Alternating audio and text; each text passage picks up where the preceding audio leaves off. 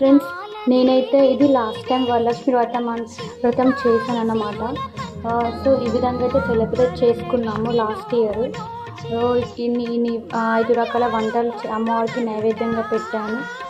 అలాగే ఇక్కడ మా పాపకైతే వాయినం ఇస్తాను. సో తనైతే అసలు సపోర్ట్ చేయడం లేదన్నమాట. తను తెలియదు కదా, ఇది చేయి మమ్మీ అది చేయి అంటే చేస్తుంది. చాలా ఫన్నీగా ఉంటుంది, వీడియో చూడండి. సో నేనైతే ఆ బ్యాక్గ్రౌండ్ వాయిస్ అయితే కొంచెం స్లోగా పెడతాను, డిస్టర్బెన్స్గా ఉంటుంది అని చెప్పి మీకు వాయిస్ ఓవర్ ఇస్తున్నాను. చూడండి ఫ్రెండ్స్, అది ఇప్పేస్తుంది.